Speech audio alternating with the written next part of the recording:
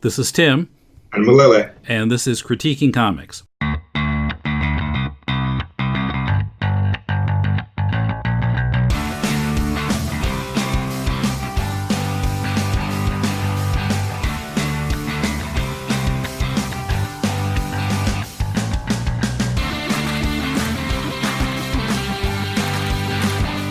Welcome to Critiquing Comics. This is Tim with Mulele on Tokyo. With Mulele in Tokyo on Skype. How are you? I'm good. And you? Not as well as I thought I was, but dealing with English language issues here.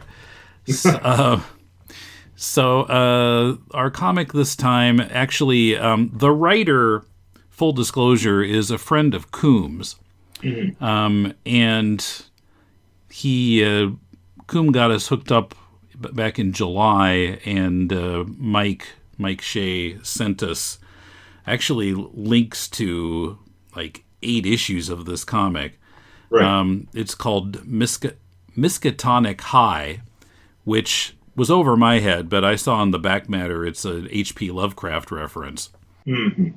So, and the artist, who is Ryan Mendoza, I guess is a Lovecraft fan, and Mike wanted to do something with some like mismatched characters, tried to get along, and so they put those two concepts together. And so we've got high school students involved in creepy adventures facing supernatural threats. It's Scooby-Doo, except that the threats are a little more real. Yeah. It seems the Scooby-Doo aspect is a little bit more unintentional, though. They don't quite seem to be on that, hey, it's a mystery, let's go solve it. It's more like, oh shit, what do we do? Mm-hmm. And they're just trying to get out of the situation. Right, yeah. I don't think it's intentionally anything like Scooby-Doo, but it just reminded me of that a bit. Mm-hmm. I don't know, I had mixed feelings about this comic, partly just maybe because it wasn't quite to my taste. Mm-hmm. It seemed to be well done, but at the same time, something about it felt kind of off to me, mm-hmm. both in the writing and the art. Right. With the art, I can't really put my finger on it. I mean, because one thing I do like about the art is that it has some energy to it. You know, we've seen a lot of comics where it seems to be a comic about statues. Nobody looks like they're moving. Yeah. And I think sometimes that happens because artists are copying from photos. But I'm not quite sure what makes the difference, but maybe it's just the artist's line somehow makes a difference, whether it's energetic or static. Well, it's kind of interesting that you would start with the art. Usually you're much more about the words, but my take on it, especially looking at the sketches in the back of the first issue and the second issue, is that the sketches are a lot more refined, a lot more detailed than the inked version that appears in the actual story. That's true. And my feeling is that as a penciler, he's exceptional. As an inker, maybe not quite as skilled, not quite as nuanced, I should say. He does have skill as an inker, just not quite as nuanced as his pencils. So that it seems that everything's just a little bit flatter, a little bit softer on the detail, but a little less measured and considered. And that it doesn't really throw me off because, you know, reading through the comic before I get to those sketches, everything looks very competent. The pacing is pretty much fine. I did have some problems with the backgrounds, in that oftentimes doorways don't quite seem to be human-sized. They seem to be just a little bit off. Mm-hmm. Like if you're actually looking at a piece of architecture and you draw it, it seems to have much more of an identity than what is presented here. Now the stuff that takes place in the we'll call it the dream world for lack of a better name, is very nice, although it also seems to kind of lack some detail. The the architecture of the school and the house are very bare, Mm-hmm. And seems to have kind of a flatness, the same as the way the characters are rendered.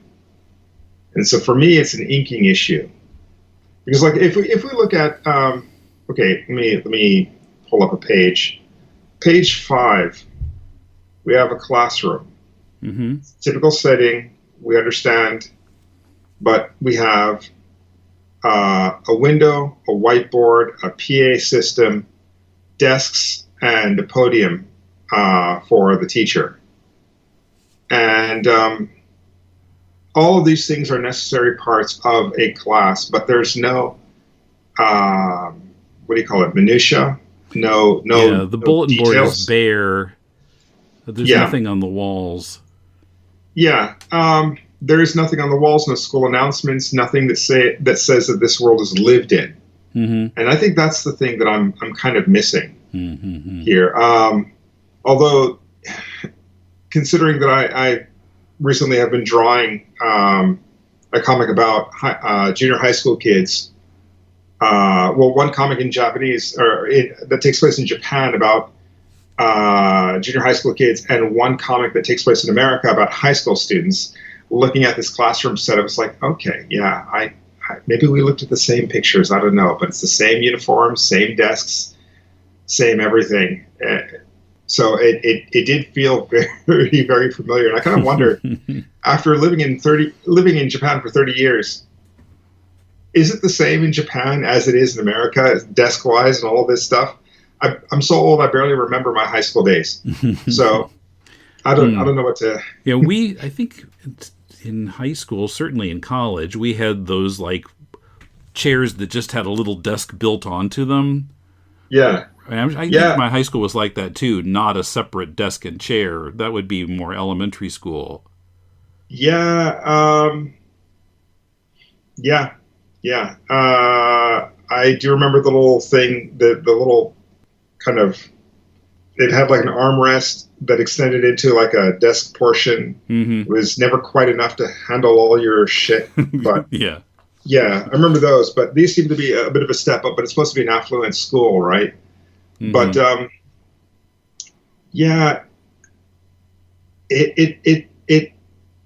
the world doesn't reference itself, I guess, is what I'm saying. So there's no mention of anything about the school in that classroom. There's really nothing about that house that says cat lady, except there's a cat sitting on the railing out front. Yeah. Nothing that says, okay, she's got a lot of stuff in her house that she's going to give to charity. And there are a couple of other things like, those mushrooms that they find in her basement. Mm-hmm.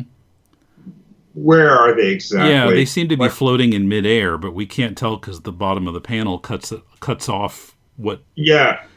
But then we got those two people looking in from the side, so they're not on the floor.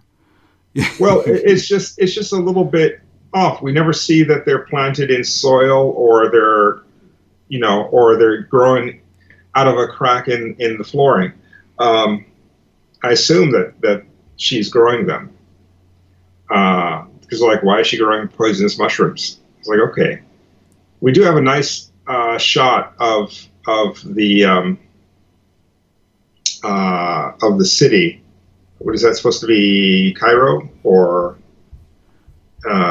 ancient Egypt? I wanted to say Thebes, but I'm not sure. Well, what do I know? But basically, that is a nice shot. It is fairly detailed and does kind of show a lot of the city. Mm-hmm. And it looks like he spent time on that one. Yeah. But when we start to look at the details of the buildings, they're fairly simple. And again, the inking just kind of pushes everything to a kind of point of flatness that I don't think helps the artwork there. But Yeah, I think what you're talking about is kind of what felt off to me about the art. Mm. That, yeah, the environments don't quite feel lived in, and yeah, I mean while there is some energy to the figures, it's also a little flat somehow. Yeah, yeah.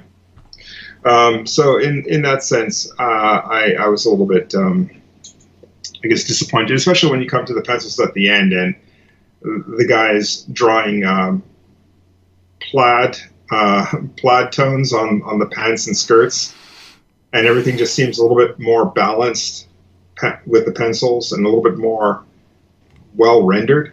Mm-hmm. Almost to the point where I'd rather see this book in pencil. Kind of like that Conan book that was printed in Dark Horse about 10, 15 years ago.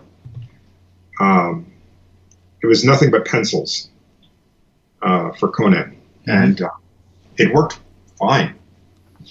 And I think this one also would have worked fine that way. Yeah. But yeah, so please continue on. What else are you seeing about it? Okay. Well, story-wise, well, I should mention, we have our 30-page minimum on critiquing comics, and if we feel like reading more, we'll read more than that. Mulele read one issue, which is about 30 pages with the back matter. I read 2 issues. And then I thought, I just don't really feel like reading more. And couldn't quite put my finger on why, but it wasn't hitting me right. So we start at issue 1. There's this turbaned guy chanting in some other language and apparently performing a human sacrifice of an English speaker who's saying this isn't happening. Then we go to the classroom as the students are coming in, and 2 things puzzled me about that page. So first of all, we have 2 students who are talking in rather insulting terms about this girl, Sarah. And a few panels later, when the teacher takes attendance, you find Sarah's in the room, but she didn't react to what they were talking about. And surely she would have been able to hear because there weren't many other people in the room at the time. Yeah. So I found that kind of puzzling. And it's also that they were like, now what was her name? And she's right there in the room. You'd think they would notice as they were talking about her that she was right there. Also, go ahead. Yeah, no, I was just thinking that I kind of feel like she's the one who's always been bullied. And so having people just talk about her is better than having people know that she's there. And so she kind of stays out of it, even though it's really insulting. And so at first she's just kind of sitting there. Then the second panel, she's looking at them having that conversation. And then third panel, she's looking in the opposite direction. And then the last 2 panels, she's just looking down at her desk. So I think there's some subtle acting there that's going on. But it is kind of hard to read because she's so far in the background. But I could kind of see that one. It was interesting. I don't know if it works for the amount of real estate you've got in this book and the amount of story you really need to have here. But as a page, I was okay.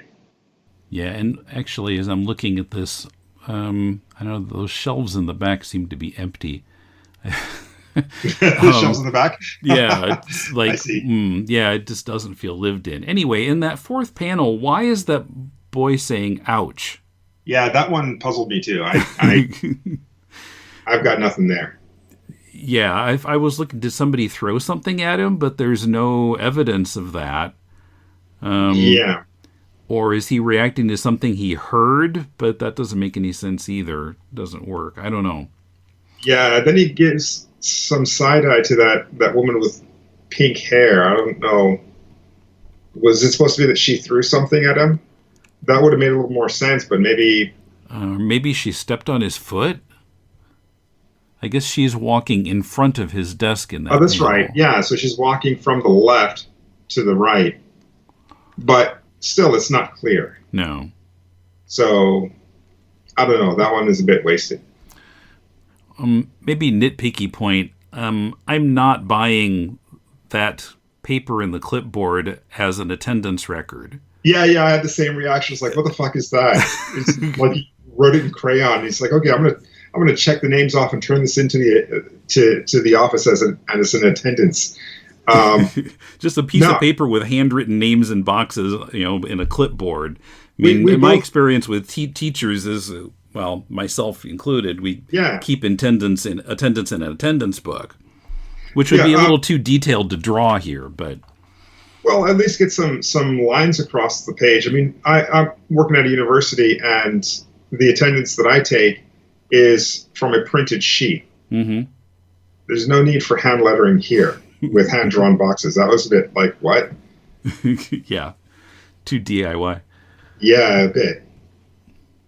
Go on. Okay. Well, overall, I mean, there's a lot of banter between the students, which I basically liked. I wanted it to be funnier than it was. Sometimes it was funny. I felt like it wanted to be funny, but it wasn't quite getting there consistently. Now I know writing jokes is hard, but it just didn't quite feel like it was doing what it wanted to do. And also we have a number of places where there are multiple conversations going on at once, and it gets hard to follow all of them. Yeah. In the second issue, this is an extreme example, but on pages 12 and 13 of the second issue, in the middle of one character's sentence, we switch to another scene for 3 panels, and when we come back to hear the end of the sentence, I've completely forgotten about the first half of the sentence. Okay. It just doesn't work. Yeah. But there were other places where it was just like everybody's kind of talking, and what order do I read the balloons in, and which ones are part of which conversation? It was kind of confusing. Yeah. So when they find themselves mysteriously taken back to ancient Egypt and they meet the turbaned guy, and apparently he does sacrifice someone, but I never figured out who. Yeah. It didn't appear to be one of them. Yeah, it was a little bit kind of, we're focusing on the wrong bit here, but maybe it was an attempt to keep it kind of PG as far as seeing a known identified character being sacrificed. But, I mean, if you're going to do it, do it. If you're not going to do it, then okay, just avoid all this stuff. You could have easily saved the character as well. The person didn't need to be sacrificed. Yeah, and then the body just disappears and there's blood all over the platform, but there's no body anymore. It's just and there's a body-shaped space in the blood on the platform. Yeah, that was kind of comical. But where did the body go? Yeah. So I didn't really understand that sequence. Issue 2, I don't want rat people in my comic book. That just was really unappealing to me. I mean, it was supposed to be scary, but it was more kind of off-putting to me than scary, kind of. So you got a thing against rat people? Yes, I'm anti-rat person. Wow, the racism comes out.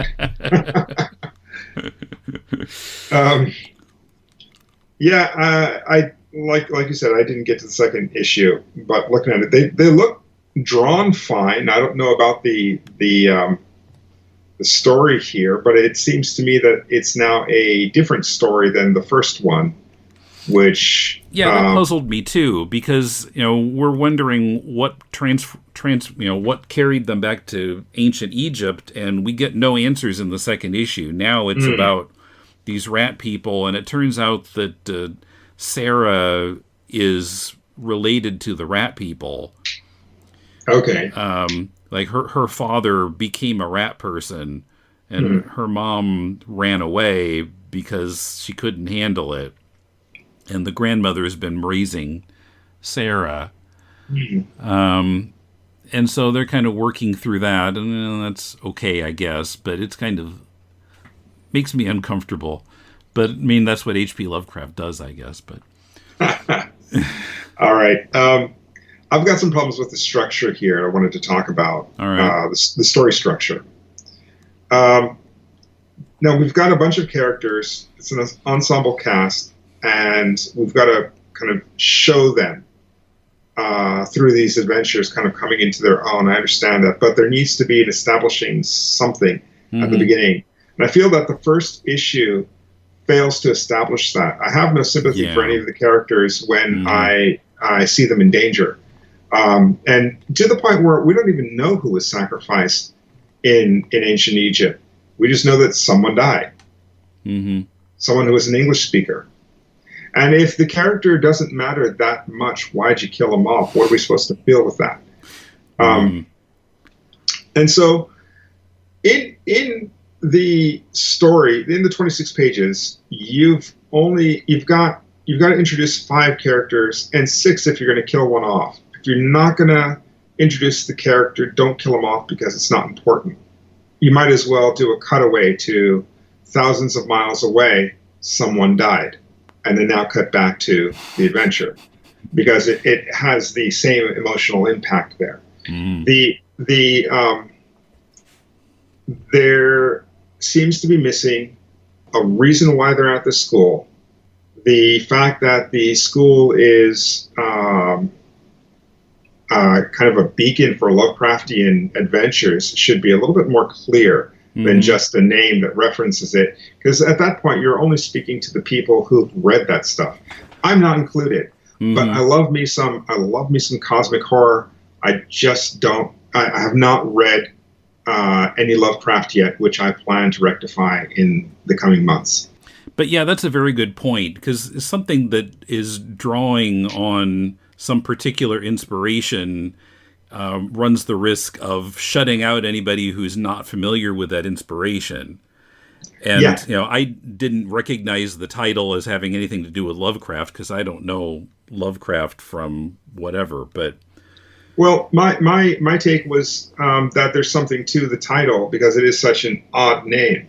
But I had no idea what it was referencing. Yeah. And the comic itself is not good enough to make me curious. And that's a real shame.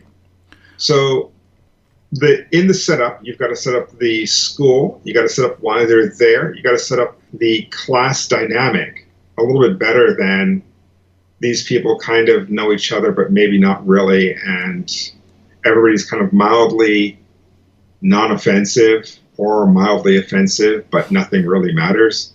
There really has to be a dynamic. And if you're going to do that kind of thing, look at, for example, The League of Extraordinary Gentlemen by Alan Moore. And I know that's a heavy one to drop, but that is a group dynamic where they fucking hate each other. It does not work. And by the end of the second issue, they've torn each other apart, sometimes literally. And that is still one of my favorite scenes in that book, where the Invisible Man dies. But anyway, the dynamic of these people is not clear because they're all so mild in everything that they do. Even the insults are mild. Oh, that girl who used to pick her nose and eat it. Well, it's not even clear how well they know each other. Yeah, exactly. And so the dynamic is not set. The reason for the school is not set. The momentum of the name is not clear. So you're not even purposing that well. Yeah, well, it's not clear if it's a high school that's specifically related to like paranormal stuff, or if they just happen to keep stumbling into paranormal stuff. Yeah, and reading this comic and looking at the antagonist for the piece, I'm reminded of that famous quote from Chuck D. Who, what, where, the bazooka was who? And that's where I got to stop it, because there were no S1Ws. But I have no idea what you're talking about. All right. It's a rap song from the 80s, man. It's a deep, deep reference at this point because I'm so old. But anyway. Okay, well, I know even less about that than I do about Lovecraft. Yeah, so the point is, we don't know what's going on or why this happened, or even if, I mean, it's a setup for something that will continue, but as you pointed out, in issue 2, it does not continue. And even questions that are obvious from issue 1 are left to fester in issue 2. They're not even, if they're not even referenced in issue 2, like, that's a lingering question, we'll get to it later kind of thing. I think they did briefly mention it, maybe on the recap page. Okay, but the recap page is not where it should happen. The recap page is for the laziest of readers. If you're into the story, be into the story. And I thought the recap page in the first issue was actually kind of clever. It's like I opened the thing and it says a recap. And it's like, oh shit, what? Did I miss something? I look back, it says issue 1. And so I look at the recap page and then I read it and it's like, yeah, there's nothing to recap because this is the first issue. What do you want? Yeah, it's like, that was kind of funny. Yeah, that was the high point of the book for me. And actually, as I think about this issue 2 recap page, the purpose of the recap page is to help you understand what happens in the rest of the book. But the rest of the book has nothing to do with issue 1. So we don't even need to know any of that to read issue 2. That is very true. And so what you wind up is, if you have a series of adventures that are not connected to each other, then that's fine. You don't need a recap page. You can actually just introduce random characters on those pages.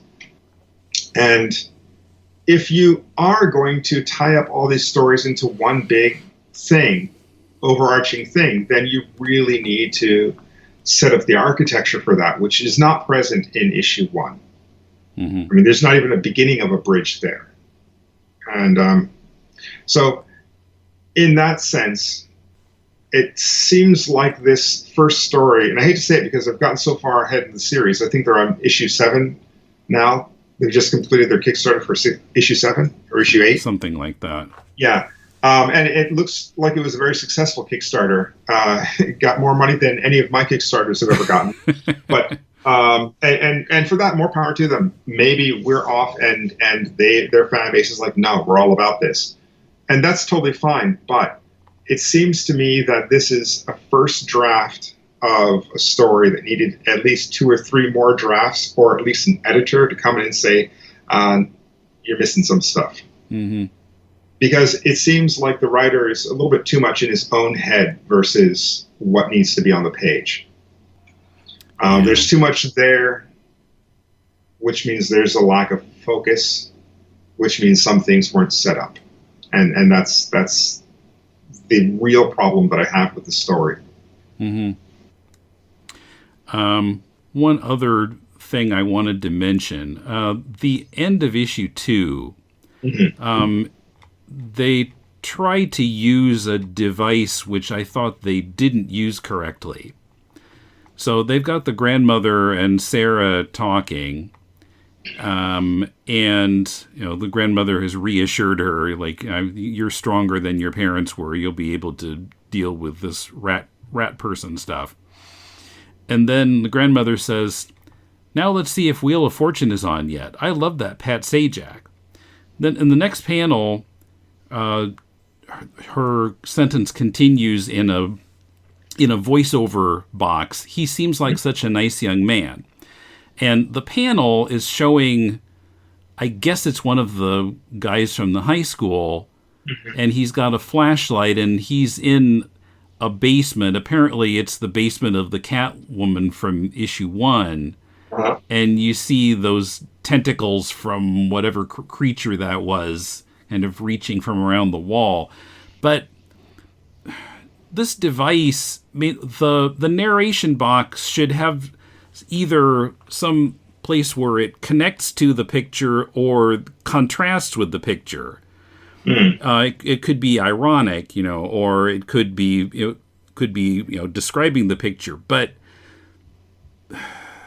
maybe this guy is a nice young man. He's not Pat Sajak. And I would expect it to be more likely to be like showing a picture of someone who is not being a nice young man, who's being like a horrible young man, which he's not doing here. I mean, we can't really tell if he's nice or not from this picture. But so I just felt like using that kind of voiceover device didn't work here because the interaction of the narration and the picture was not there. Yeah, that's pretty much on point. But I think what it might be is that for the sake of time, Mm-hmm. There needs to be a little bit of a throw to something else, but it doesn't quite work the way it should. It should have had at least a couple of pages to do that last scene, to build it up or to show some importance, but one panel, and that's all you get. Where is he? What's he doing? And what are the tentacles? And is this a continuation from issue 1, or is this? Yeah, it's not enough. Also, the tentacles are the wrong color for the tentacle guy in issue 1, who was purple, and this guy is kind of like pink.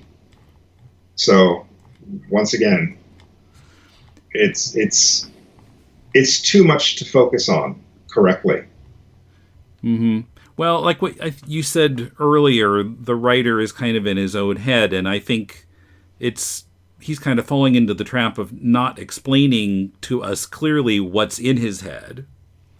And he understands it, and like you said, an editor or something could help him to point out, like, you know what's going on, but the reader is going to be missing some information. Yeah. So there's a I don't know what you call it, a trope of the unreliable narrator, which I think I shouldn't even be saying it because I don't know for sure, but I'm guessing it kind of reaches back to Don Quixote. But basically, an unreliable narrative will throw out misinformation and then surprise the reader that way. And it's fun, it's cute, and some writers use it. But there's also kind of the lazy narrator, where, and I think this kind of comes from poor writing or bad decision making in writing, where the writer will say, "I'll figure it out later," or "I'll tell you later." And I'm not saying that I'm above it. I'm just saying that it's there.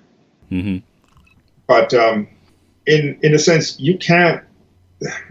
Well, I guess you can. But the best writing that I've seen will tell you in minute, accurate detail, correct detail, what's happening in the story, where they're going, all of the expectations, and then flip it on its ear and surprise you. The classic version of that is a heist film, where like Ocean's 11, which is exactly that. They in detail say, okay, this is the way the heist is going to go down. They're very meticulous about it. And then when it comes to the actual heist, some things start to fuck up. And then you realize that the fuck-ups were part of the plan. and so that kind of thing. Or like Inception, where it's not a heist so much as it is well, I guess it is a heist, basically. It follows the same structure. Even though they're not taking something away, they're planting something. But basically, they make this meticulous plan, and then it just goes off the rails, and you see the characters improvising constantly within that until one of them finally gets trapped, and he has to work his way out of it. And that's where it really comes from. The excitement of the story is not from the lack of information or here's a thing, I'll tell you what it is 5 issues later. So withholding information that way really doesn't help story writing. And I've seen it. We complained about it a couple of years ago when we saw it in a lot of online comics. Where, a lot of the comics we've been sent have been like that. Like, we're not going to tell you anything about the story. You just have to keep reading, and it doesn't really create, the desire to keep going. You just because you don't get what's going on. Yeah, you should be clear about what it is, and you should be able to accept it on the terms that are presented to you without any hassle, without any problem. You can come in later and say, well, actually, it's not this, it's this, which changes the perception of it, recontextualizes everything. And I'm not talking about Ben Kenobi, you told me Darth Vader murdered my father. Well, he did from a certain point of view. Not that kind of bullshit. I'm talking specifically about something that recontextualizes the previous parts of the story, Mm-hmm. because the viewpoint is such a strong shift. For example, the villain actually turns out to be the hero, or the hero is actually the villain. One of those, Yeah. just as a simple suggestion. But the lazy narrator will just withhold information from you that should be clear. I mean, things that are obvious, like in this story, the villain of the first piece, or the tentacles of the last panel of the second issue. Mm-hmm. Those things really need to be clear. You could make them clear, and I would actually feel better about the story if I knew exactly what it was. The fact that I don't know what it is makes me want to not read more, not read. Sorry, I'm losing my English. It makes me want to not read rather than read. Yeah. Yeah, you don't understand what the threat is. Yeah, there is no threat because not enough has been offered. Yeah, or the threat, I mean. You don't know exactly what the danger is because you don't understand what the tentacle guy is exactly. Yeah, that too. But my feeling is that is the essential piece that is missing here. Mm-hmm. It's not focused enough. It doesn't give us enough information for us to say, oh shit, I need to see what's going to happen next. And for you, even after 2 issues, even though you've got the next several issues just waiting for you, you're like, I'm good. Yeah. And that's a shame. Because for the people who are following this book, they don't have that option. They're buying this. Mm-hmm. And at that point, it's just not developed enough. So maybe, and this often happens in TV shows, and I'll give it this benefit of the doubt. It takes a while for a story to find itself. And so that first pilot is like really well crafted, but very formulaic. Then it gets in the next couple of issues, which kind of don't quite gel. And then you get to like episode 5 or episode 6 in the series. And at this point, they've been greenlit. They've for 1 season or 2 seasons or however many seasons however excited the network was to make the show. They've been greenlit first season. The writers' room has developed. The writers have begun to gel with each other, or at least they begin to understand what exactly it is they're working on. And then they start to really explore what it is. One of the best examples of this kind of writing or this kind of development of a writer's room and then a series is the TV show Fringe, which starts off as kind of an X-Files ripoff. The first season is okay. The second season is better. But by the time you get to the third season, they get into some deeply weird shit, and they go balls deep, or they go full tilt. What was the name of it? Fringe. Fringe? That's right. Okay. Your spelling is impeccable. Google wasn't turning anything up. Yeah. Fringe is one. Battlestar Galactica from 2002 or 2003 is another. Mm-hmm. But I mean, Battlestar Galactica, I mean, you get ready to feel depressed every time you watch an episode. It's like every episode's like, I just want to die. What's the point of life? But yeah, the Expanse is another one, and you can find a lot of these TV shows, and perhaps the writer even knows these TV shows. But my point is, these shows started off a little bit rough, but by the 3rd or 4th episode, they began to kind of develop a thing. You could kind of see it begin to gel. And then by the time they got to the 2nd or 3rd season, it was amazing. Recently, rewatching the X-Files, or recently, a couple of years ago, rewatching the X-Files, I found that season 1 was almost unbearable. Season 2 was okay, I could stomach it. as long as I was drawing something else. Season 3 was like, oh shit, let me put the pencil down and just kind of, all right, now what did Mulder say? I gotta know. And so this could be that kind of thing. But that first issue needs to hook the reader with a question, an idea, a way of looking at the world, or simply needs to state why its existence is so important to the reader. Mm-hmm. And this first issue does not accomplish any of those things. And so, sorry to be so critical about it, but directly, as directly as I can say it, this is what it's missing. Mm-hmm. Yeah. Okay. And now I'm better in touch with why I didn't feel like reading anymore. Yeah. Okay. Anything else we need to cover this time?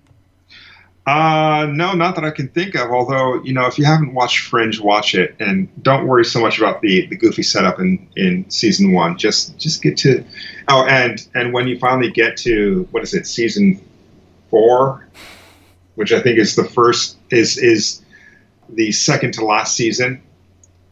They end that series right there, but then they receive another season, and so they make a whole new story, which doesn't make a lot of sense and isn't that good. Watch it at your own peril. But those first 4 seasons or so were very good. I see. Okay. If you would like us to critique your comics, send a PDF or a link to mail@deconstructingcomics.com. We'll read at least 30 pages of it and critique it on the show. So until next time, this is Tim. And Malele. And thanks for listening to Critiquing Comics.